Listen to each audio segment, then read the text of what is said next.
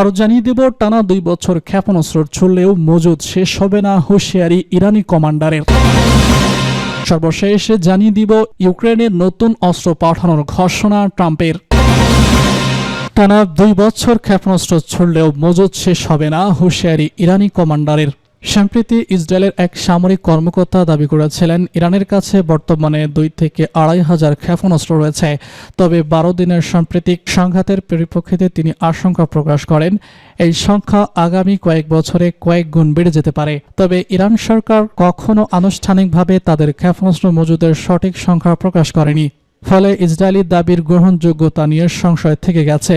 এর মধ্যে এবার ইরানের বিপ্লবী গার্ড বাহিনী IRGCর এর উপদেষ্টা ব্রিগেডিয়ার জেনারেল ইব্রাহিম জাব্বারি দেশটির সামরিক সক্ষমতা নিয়ে বিস্ফোরক তথ্য দিয়েছেন। তিনি ইরানের আধা সরকারি বার্তা সংস্থা মেহের নিউজকে দেওয়া এক সাক্ষাৎকারে বলেছেন, শহীদ জেনারেল হাজি জাদে IRGCর সাবেক এরোস্পেস কমান্ডার একবার বলেছিলেন, যদি ইরানের সঙ্গে ইসরায়েল এবং যুক্তরাষ্ট্রের মধ্যে যুদ্ধ হয় তাহলে আমরা যদি 2 বছর ধরে প্রতিদিন তাদের দিকে ক্ষেপণাস্ত্র নিক্ষেপ করি তাহলে আমাদের মজুদ শেষ হবে না। জাব্বারি আরও জানান, ইরানের প্রতিরক্ষা প্রস্তুতি বর্তমানে সর্বোচ্চ স্তরে রয়েছে। তিনি বলেছেন, আমাদের প্রতিভাগ প্রতিরক্ষা স্থাপনা এখনও জনসম্মুখে আসেনি।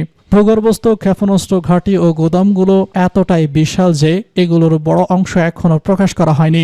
তিনি আরও সতর্ক করে বলেছেন, যদি ইহুদি শত্রু যুদ্ধ চালিয়ে যেতে তাদের দেশে আক্রমণ চালায় তবে সেটি একটি দর্শনীয় দিন হবে, কারণ তখন আমাদের সেনাবাহিনী IRGC স্থল এবং বিমান বাহিনী তাদের সমস্ত শক্তি দিয়ে মাঠে নামবে।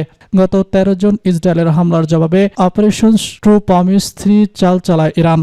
এই অভিযানে তেহরান দাবি করে তারা প্রথমবারের মতো দূরপাল্লার সিজিল ক্ষেপণাস্ত্র নিক্ষেপ করেছে। কঠিন জ্বালানি ব্যবহারকারী এই ক্ষেপণাস্ত্র দ্রুত উৎক্ষেপণযোগ্য হওয়ায় তাৎক্ষণিক প্রতিক্রিয়ার জন্য অত্যন্ত কার্যকর।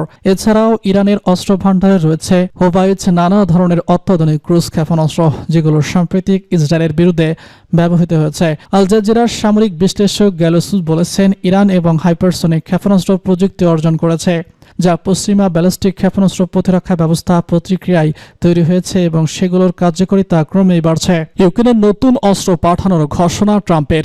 ইউক্রেনে নতুন করে অস্ত্র পাঠানোর ঘোষণা দিয়েছে মার্কিন প্রেসিডেন্ট ডোনাল্ড ট্রাম্প।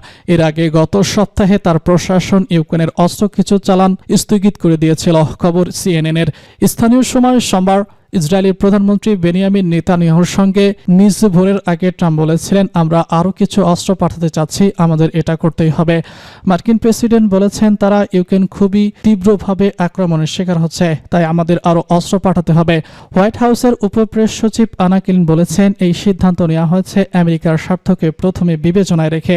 সোমবার পরে ট্রাম্পের মন্তব্য নিশ্চিত করে প্রধান উপদেষ্টার মুখপাত্র নন পেন্ট বলেছেন, স্থায়ী শান্তি নিশ্চিত করতে এবং হত্যাকাণ্ড বন্ধ করতে আমরা কাজ করার সময় ইউক্রেনীয়রা যাতে নিজেদের রক্ষা করতে পারে তা নিশ্চিত করার জন্য ওয়াশিংটন অতিরিক্ত প্রতিরক্ষামূলক অস্ত্র সরবরাহ করবে। প্যাসেল আরও জানিয়েছেন, প্রেসিডেন্ট ট্রাম্প আমাদের আমেরিকা ফার্স্ট প্রতিরক্ষা অগ্রগতির অনুসারে বিদেশের সামরিক মূল্যায়ন অব্যাহত রাখবেন। সাম্প্রতিক মার্কিন প্রেসিডেন্ট ডোনাল্ড ট্রাম্প জানিয়েছেন, আত্মরক্ষার জন্য ইউক্রেনের প্যাট্রিক ক্ষেপণাস্ত্র প্রয়োজন হবে।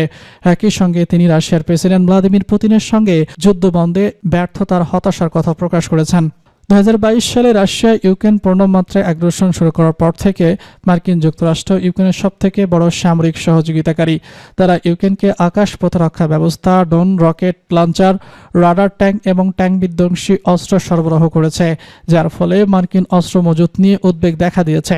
এর আগে মার্চ মাসে প্রেসিডেন্ট ট্রাম্প একটি উত্তপ্ত বৈঠকে ইউক্রেনের প্রেসিডেন্ট ভ্লাদিমির জেলেনস্কির বাকবিতণ্ডার পরে সব ধরনের সহযোগিতা সামরিকভাবে বন্ধ করে দেন। তবে এক সপ্তাহের মধ্যে তিনি পুনরায় সহায়তা চালু করেন।